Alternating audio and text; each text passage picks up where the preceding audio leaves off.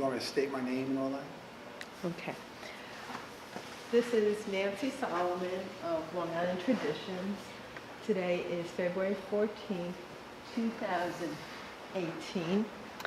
I'm talking with Bayman Bill Fetzer of Bayville, who works in Oyster Bay Harbor. So first, can you tell us when you were born? I was born in 1963. Okay. And what were some of your first memories of being on the bay and going to the waterfront? It started when I was a kid. My grandfather was a master boat builder, worked in City Island. My father was a psychologist who lived on the water with him when he was growing up, so where else are you going to go? We're going down to the water. You know, started clamming at a young age, probably 3 or 4, with my feet, you know, carrying the bushel baskets with the inner tubes through the water, you know, and that was my first connection to the water. You know. What do you remember catching, in those early years? What were some of the things that Catching a lot of bug bites, walking through the reeds. I'll never forget, there was this one time I was walking in the mud, and in my head it seemed like the biggest crab in the world went around my ankle, and I didn't touch the bottom for the next hour. Because you're a little kid, you can't see it, so you get a little worried. But that always stuck in my head. Now, had anybody in your family ever spent time on the bay? Other than my father, he was a psychologist, or is a psychologist. My grandfather was a boat builder, and he was an avid duck hunter and fisherman.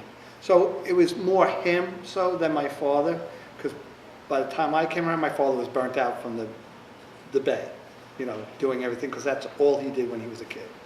So I got a little bit from my grandfather, but he passed before I could actually absorb everything that he had to offer. Oh. So I always loved it, so I figured I'd try it one day on my own, in the back of my head. So the way I got on the water was, I was going to college and I was working at a florist part-time, between delivering and making arrangements and everything, and I had to deliver to Center Island, which is a little town off of Bayville.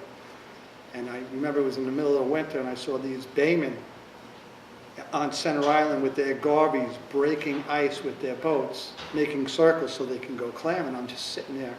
Before I went back to the florist, it's like, I want to do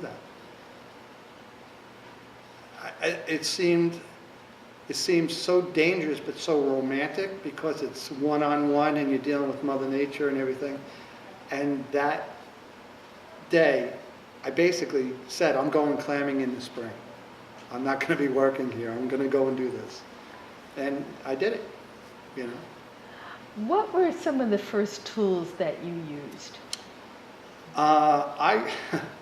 My first boat was a 16-foot aluminum garvey boat. Most of the time they're like small little skiffs. You see them, duck hunters use them. It was not a clam boat, but that's what I started clamming in. I had a friend of mine who told me where to go get the equipment. So he helped me in that aspect. He went on the water with me in his own boat for a day or two. And after that, I was on my own, Where did you go for your equipment? There was a place in Huntington. It was called Eastern Clam Supplies, and that's where you would buy your rakes and your aluminum poles and your T-handles. They went out of business, But now we get them up in Rhode Island. We get them out on the island. There's all different areas where you can get the equipment now. So what were the first things that you went for in terms of making a living? Things I wanted? No, like what kind of shellfish and... Oh, my first, it was clamming. My clamming was what I started doing first. Got into doing steamers, learned how to do that. And then I wanted more, so I got into pot fishing, using traps. I really enjoy doing the eels. That's a fun, for me that's fun. So for people who aren't familiar, can you describe the process for catching all of the things that you just mentioned? Yeah, for the most part with the eels, you can always catch them with a hook and line. but I use a trap where I would bait it with horseshoe crabs, only female horseshoe crabs. And it's a trap where they get in and hopefully they don't get out. They are, believe it or not, smart. They keep on moving until they find their way out. So you have to check every 2 days. Okay. And were you making your traps? What were you doing? In the beginning, I was buying them, and then I would modify them because I knew they weren't catching well. So now you got to think like an eel. Why are they not catching? Am I not using the right bait? Am I not putting them in the right depth of water? Am I fishing them at the wrong time of the year? When you catch a good trap, do you put more in that area? So it's constantly thinking, figuring. There's no rules, but I got the trap I use pretty much down now. It does well. And it's always a learning experience. You know, you have set areas where you know you're going to catch them, but then when the water gets warmer, you have to go to deeper areas. You have to go look for tide. If bluefish or striped bass come in, you know your catch is going to drop deeply because they're part of the food chain in there. I also fish for blackfish, which is kind of like a lobster trap. Only has one entrance. You don't bait it. You put it out there and you leave it there for 2 weeks and you check to see if you have anything in there. I also fish for porgies. It's another kind of a trap. You kind of bait that with clam bellies and squid, and you try to arrange the trap so that the tide runs through it so it draws them in. So it's all, we haven't perfected that porgy fishing yet, so it takes time. Now, where do you get your bait from? There are bait companies, but being that I'm a clam digger, I will go and find a place where there's chowders, and I'll dig the chowders that I need for that rather than spend the money. But if we're doing well, I'll go buy the shuck bait already, which is relatively cheap. What about for eels? What kind of bait do you use? For eels, in my area, we use strictly female horseshoe crabs, and you can get them in the rake or you can harvest them when they're in the mating season, which is highly regulated. I mean, every crab I touch is logged in. How many I throw back, how many males I kept, how many females I kept, everything's logged in. I do more. Now when did that kind of recording come into place? I guess, it was always there, but it seemed like it's gotten more so now within the last, maybe 10 years, where, there's only a certain amount of crabs that we can take in our region, and they hold by it. I personally don't think there's an issue with the horseshoe crabs, but this is also making it so they won't have an issue too. So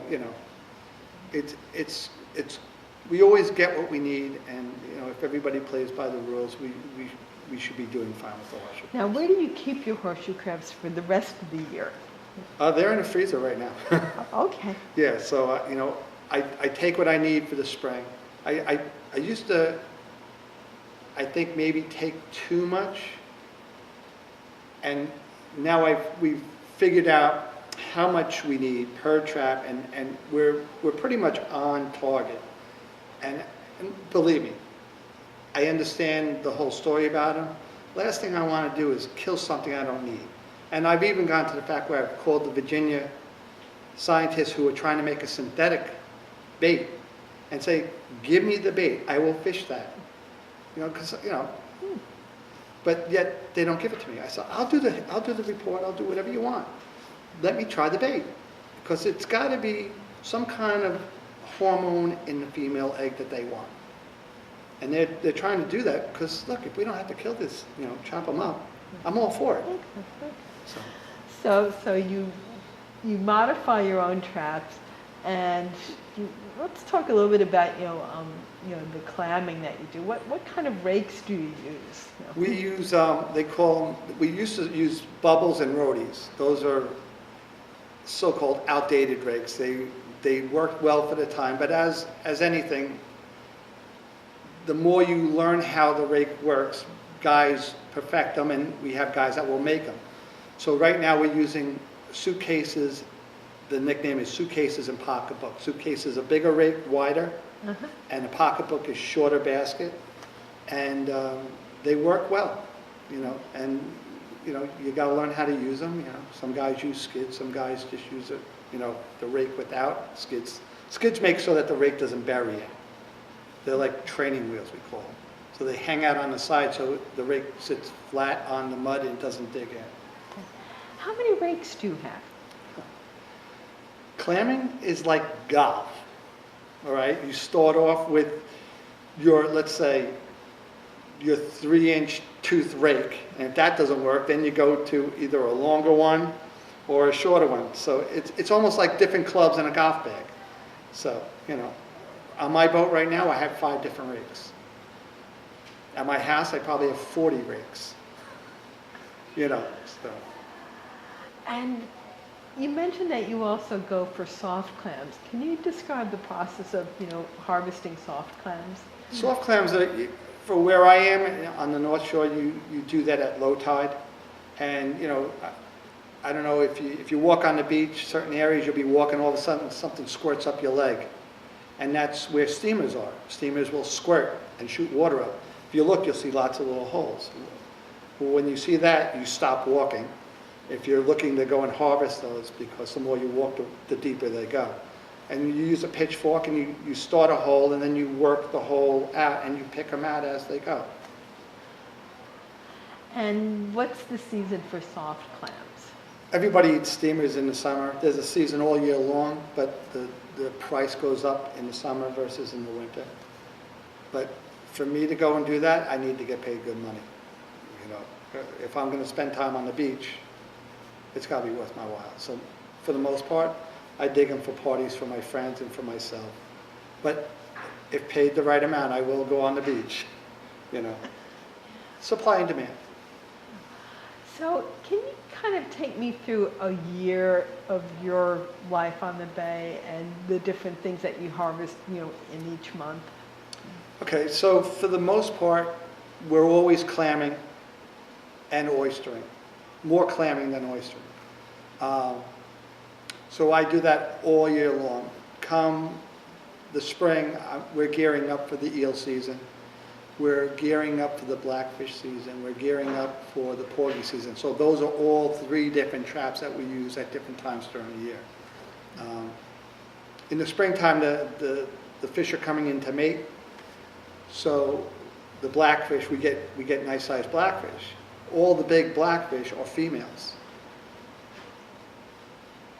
To keep this business going, we're throwing 10-pound females back in the water because they're loaded with babies. So, in a given day, we could throw back 10, 15 of these monster fish, which is worth a lot of money. But I can't do that because that's cutting my livelihood out.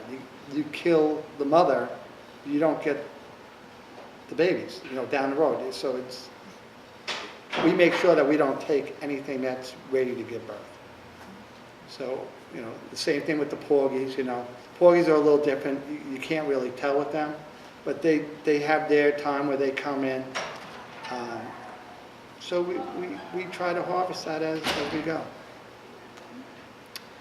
And then in the fall again, we'll have another eel run. So we'll do that in the fall.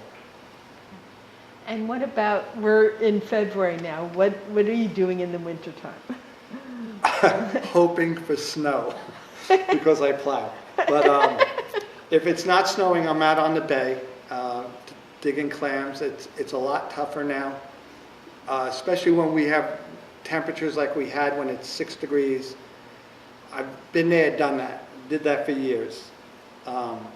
Picking and choosing my days, but still, if we have a 19-degree day,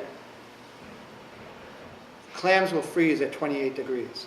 So what you're doing is you have buckets of water lined up for your cherries, your chatters, and your little neck. And you're digging the clams. As soon as they come up on the cull rack, which is the sorter, you have to take those, you got to stop clamming, sort them out, and put them in their buckets before they freeze. So you're constantly working, stopping, culling, and then working again. So it's a lot more work. The deck gets very icy, it gets more dangerous. You have to be on your game. And when it's that cold, your mind isn't thinking always that clearly. You try to buddy up with somebody who's around the area, so, so I'm going over here, you're going over there, I'm coming in at this time, so there's knowledge. We got the cell phones, which helps a lot, but like we just had a guy, he was working, he had 3 guys behind him, pulled on his rig, the ice in between the pipe slipped out, flipped over in the water. No one saw him fall in the water. A guy who was coming across the bay saw, oh, so-and-so's not in the boat. He went over there and he's holding on to the back of the transom. And he's like, I can't get in, And he's been on the water for over 40 years. So it happens quick, and you have to think of what you're going to do. Because I said to him, I said, why did you not climb up on the back of your lower unit? He said, I didn't think about the water was so cold. I was just trying to hold on. I always am thinking, what happens if this goes on? Have you had your own close calls? I haven't fallen. I've had close calls, but I've always managed to stay in the boat. I did have one time where I slipped off the dock, but I was able to pull myself up, and I was laughing about it. I was like, I can't believe that just happened. But there again, it happened in October. The water was so warm, but you never know. A simple slip, you hit your head, it's a different story. So you always are thinking, how am I going to get myself out of this situation if this was occurring? So we're just not sitting out there with the wind blowing through we're thinking about how to catch clams, how to get in, how to be safe, and do it the next day. So when do you go oystering, and if you can talk about how you harvest oysters? Well, right now we have a very, very small set of natural oysters. Depending upon where they set up, we would do it almost the same way as clamming. Oysters stay on the top of the seabed where clams are in the mud. So you're basically scratching on the top with the rig. Then every once in a while you could get a set that lands on the low tide mark, where you could actually just get out and hand harvest. And that's far and few times that it happens, but when it does, we take advantage of it. What are some of the more challenging parts of working on the bay that most people don't know about? Let's see. I would say Mother Nature. Mother Nature could be your best friend, and she could become a very mean person in a blink of an eye, where you could go out to work and everything's perfect, and all of a sudden you see a black line, and then you see white caps 3 miles away, and all of a sudden you feel the wind in your face, and next thing you know, and it happened to us out in the Sound, next thing you know, you got 7-foot waves out in the Sound, and you're there alone, and you have to go 7 miles, and it's just you, and so every wave you're watching. How am I going to get over this? How am I going to get over that? It could get dangerous. That's Mother Nature for you, And in an hour it could be flat calm again, but for that time, you're in trouble. Where do you harvest all the different things that you catch? Right now, I'm working in Oyster Bay Harbor, Cold Spring Harbor, and out in Long Island Sound. And what do you harvest in each of these different locations? For the most part, those are all clamming areas. The Inner Harbor will have a few oysters. The Sound has a few oysters, but right now it's primarily clams. Okay. And what about the eels and the blackfish? Where do you set your traps and They're all over. You actually got to hunt for them. You could put them inside the bay, you catch nothing, then you go out to Cold Spring Harbor, you could have some there. So it's constantly a hit and miss. You're always looking, searching. There's never saying, I'm going to put them there and I know they're going to be there. They could be there yesterday and you missed them. So it's a live and learn every day. So, but basically the same areas I clam is where I do all my fishing. So in the years that you've worked on the bay, what are some of the biggest changes you've seen in the ecosystem?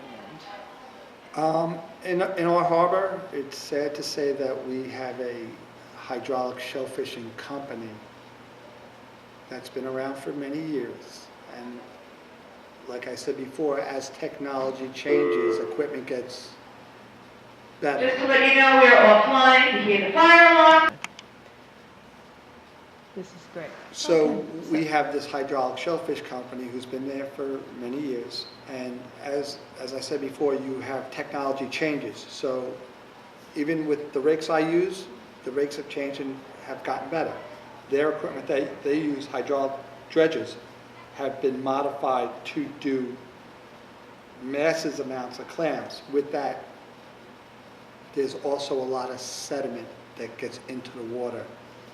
And what I've seen in the last, well, I've been doing this for 33 years, is that the bay is slowly, well, not slowly, but it's changing because the outside of the lease bed areas are being silted up because of the hydraulic shellfishing. Because there's lease lands that they manicure, and that's where they plant their product. While they're getting it, it puts out massive amounts of sediment and it goes to the side. And it's basically destroying where our natural clam sets would take hold. A better way to put it would be, if you live in the middle house and you have your two neighbors and you have a lot of leaves, you have a lot of trees and the leaves are falling. Well, you rake your leaves and you throw them onto your neighbor's property and you keep on doing that. So what's going to happen? The leaves are going to go and suffocate your grass. You're not going to have any grass there. Nothing's going to grow there because you have so many leaves. That's what's happening in our bay. And not only that, but their methods that they use, they have two kind of dredges. They have one that's a huge vacuum cleaner. It's a vacuum cleaner on a boat, and it sucks everything off of the bottom, which means baby crabs, baby fish of all kinds, goes through the process, either gets stunned or gets killed and left on deck to die, to suffocate. And at the end of the day, they wash it off. So not only are we having the sediment problem, but we're losing the fish that I catch, we're losing the fish that the public catches. And that just blows my mind that this is all happening in the U.S. Fish and Wildlife Refuge in Oyster Bay Harbor. And there's other ways that you can go and harvest the shellfish without destroying the whole bay. And it's time that it needs to be changed. What about, some of the changes in, in climate? Have you seen, some effects of that, occurring? It's, I see a lot of different changes. Is it due to the climate? I don't know. I'm not a scientist. I mean, I have seen different things happen, like in the middle of winter, the water could be crystal clear and you can go and see 15 feet down. And it's like, wow. And then in February, around now, the water will turn to chocolate. And I found out there's an algae bloom that comes in at a certain temperature, and then once the water either goes higher or lower, it disappears. So, I mean, Yeah. I don't know if that's a climate thing or that's just Mother Nature, It's weird, you can see, it's like a red tide, but it's not the one that destroys things out east, where when the tide comes in, it pushes it out, so you see the red water,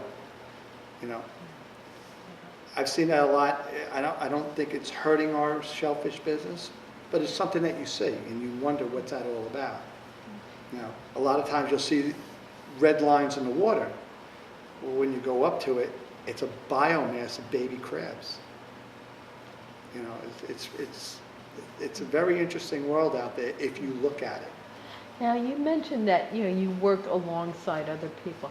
How many people are doing, trap fishing? How many people are doing clamming? How many people are doing oystering? We probably have about 40 guys clamming slash oystering. Not everyone does it, but that's what we have. Eel fishing, I'm the only one. And what about, like blackfish? There, in our harbor, me and my friend are the only ones doing that kind of fishing. There are other guys from other harbors that fish out in the Sound doing it, a handful, not a lot. It's a different way to make a living, Not everybody can do it because there are licenses that you have to have that you cannot get anymore. So there is like moratoriums on things, so. How many boats do you have? I have one boat, well, I actually bought another boat, but I've had 3 boats in my life, flipped them over really quick, 6 months, and then I've been in the same boat for 25 years. And it's weird, I look at it, and let me tell you something, it's a privateer boat, it's gotten me out of some of the worst stuff ever. And I have nothing bad to say about the boat, but I live in a 4x8 spot on my boat. It's where everything happens, it may be 20 foot, but that's where I live. You can see where I live. It's kind of weird. 2 steps back, 3 steps to the side, it's constantly shifting, But I just recently got another privateer boat, which I'm going to redo. It's a little bigger, because I want to do more trap fishing, so. We're in the process of changing that over. So. Are you doing that yourself, or are you working with somebody? I'm going to have a friend help me out a little bit. I know a lot of stuff to do, but he's a very good carpenter, so I'm going to ask him if he could help me twerk some things on it so it works out better for me. So can you tell me a little bit about the North Oyster Bay Baymen's Association? The North Oyster Bay Baymen Association got started in the 80s. It's a group of guys that, work together. We want to help the community. We want to help ourselves. We have an organization that does that. We do the Oyster Festival. Was there something that's made you decide we need an association? Was there something going on at that time? I believe at the time that all came around because we were having issues with the oyster company in the harbor back in the day. That was in the early 90s. I think it started in the mid 80s. So I think at one point the person who started wanted to see if they could get a group of guys together and try to make this harbor better, which, we can only do so much, and we want to do more. There's a lot of rules and regulations. You can't do this, you can't do that, We actually, it started with the Bayman thing. We started bay cleanup in Oyster Bay Harbor. We were the ones who started that because Oyster Bay Harbor had garbage all over it. And that was one of the things that we started is a bay cleanup, and we've been doing it ever since. The amount of garbage that we took out of that harbor the first 10 years was mind-blowing. And I hate to say it, but it's hard to find any garbage now. We might find more this year because we had a lot of ice, so the ice took out limbs and trees and stuff and brought it out, so that might wash up on the beach. But as for derelict boats and everything like that, there's not many. So we've done good. As a bayman, you get plastic bags and bags in the water and cans. You don't throw them back in the water. You put them in a clam bag, and when you get into dock, you throw it away. So we're cleaning every day, and we're also cleaning up a lot of history. We get a lot of history when we're digging.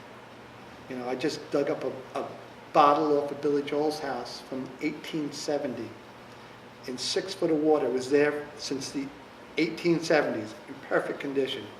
It had ginger beer in it. So I was like, that's the other aspect. You dig up a lot of weird things that there's always a story behind. Like I dug up a round rock. I called my friend up who's into bottles and archives and stuff like that. I said, you gotta look at this rock. So I bring it over to him. He says, it's a rock, Bill. I go, I know it's a rock, but it's too round, it's too thin, it's too perfect. And he goes to me, he says, look up Indian rubbing rock, something.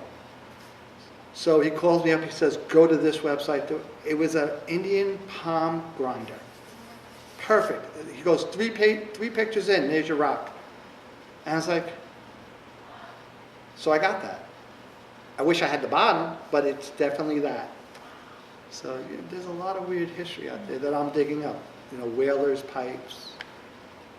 I dug up a quartz crystal. Where that came from, I have no idea. We don't have quartz here, but I dug it up. What do you like most about working on the water? What do I like? You're probably as free as you can be in this world out there. You're never totally free. But everything I see, like people who work, like I'd rather be out there. Because I see things that people will never see. Like a bald eagle over my head. Or you feel like someone's watching you, next thing you know you have a seal working the area that you're churning up with your rig. I mean, how cool is that? You know, it's just there, hanging out. You're like one-on-one. He's looking at you, you're looking at it.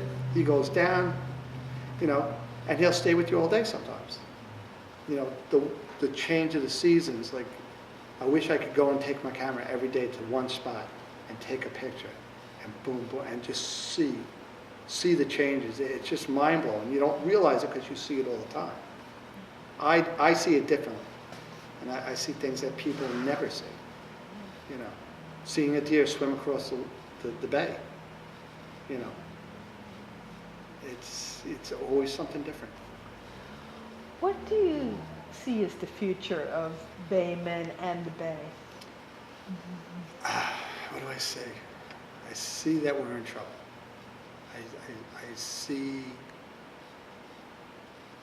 I see the environment slowly taking my livelihood away. Not just mine, but future generations. It's scary. I mean, I didn't think I'd be still doing it now because of the way things are going on in the world. It's catching up to us, you know. I joke, I say, you know, there's going to be one time that they're going to pay me just to go and pretend I'm clamming, you know, like what they do with the animals in the zoo, you know. That's what a zebra looked like. Well, that's what a bayman looked like. I truly feel like if we don't wake up soon, we will be #1 on the endangered species list. That's sad.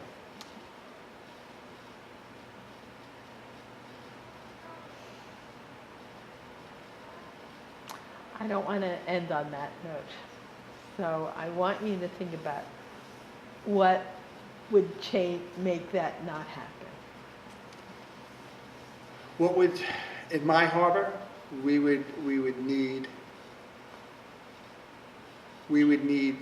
serious changes in the oyster company that's in our harbor. We would need serious change for our government, our local government. Instead of fighting against us, we're only trying to save the bay. Not a big deal. Get on board, help us. Let's get a seed program, not for me, for the public. That's the way we work. The Baymen do a seed program. It's for us and for the public. You know, let's get this thing started. We're at a point now where we might be able to make a difference. And it's stop the government. We can't do. Once you lose Oyster Bay Harbor, it's gone. You know, we can change it, and the government needs to wake up and let's do this. So that's what we want. We want to keep this driving. I want to go and see, you know, when I'm off the water, I want to see a 25-year-old guy clamming.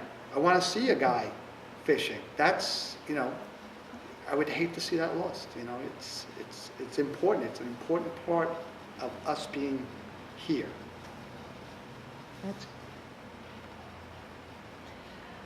I think that's a good place for us to stop. We'll probably continue this conversation down the road. Always willing to help. And I thank you very much for your time. My pleasure. And that concludes this interview.